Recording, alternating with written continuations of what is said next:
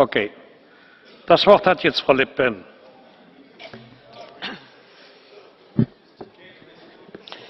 Bien, mes chers collègues, la France a traversé une épreuve absolument épouvantable vendredi 13 novembre.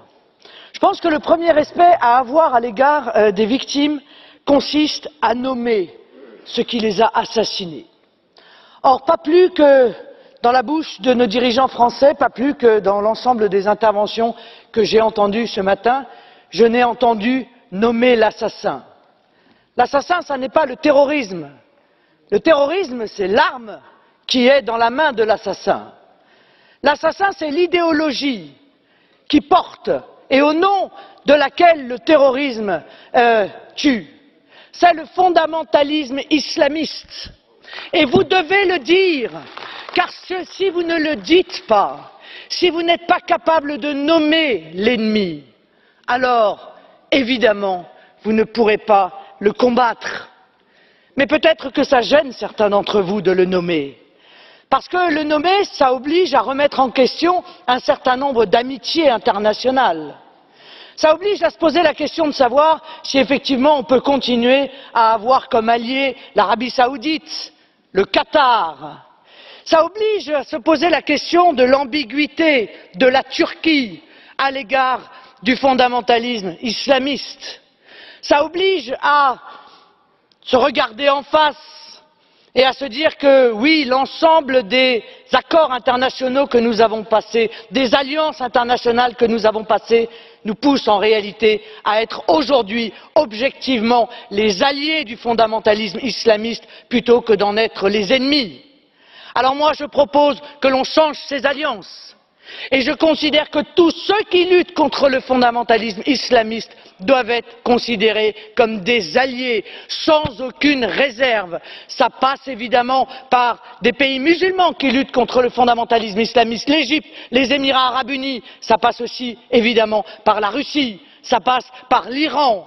Alors, dans le cadre de cette grande coalition, nous pourrons envisager d'être efficaces contre le fondamentalisme islamiste. Mais à bien des égards, je suis obligé de le dire aussi, l'aliénation de la France à des politiques européennes imbéciles constitue aujourd'hui un obstacle au retour de la sécurité des Français.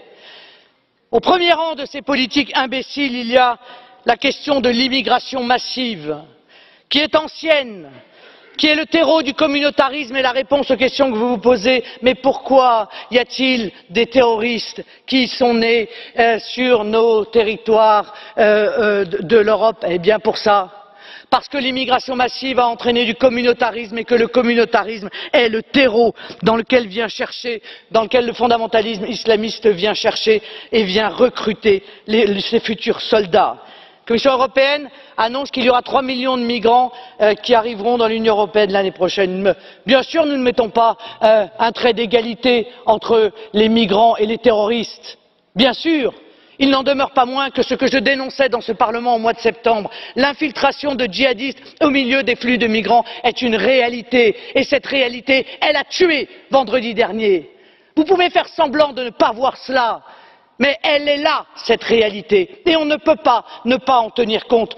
Continuer à laisser ces flux de migrants de manière incontrôlée alors que vous savez pertinemment que l'Union européenne et que les pays frontaliers de l'Union européenne sont dans l'incapacité totale de pouvoir contrôler quoi que ce soit, et encore moins l'identité de ceux qui arrivent, eh bien, c'est se priver des moyens de lutter contre ce terrible danger. Alors, moi je vous le dis, nous souhaitons retrouver nos frontières nationales. Nous n'avons pas confiance dans les frontières de l'Europe qui sont une véritable passoire.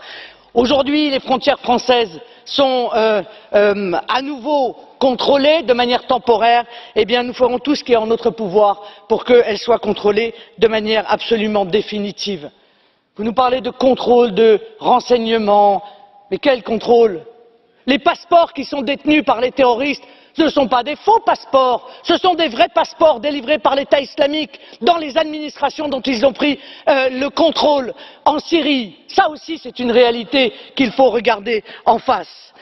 De la même manière, vous nous avez imposé l'austérité. Cette austérité, elle nous a obligés à nous désarmer.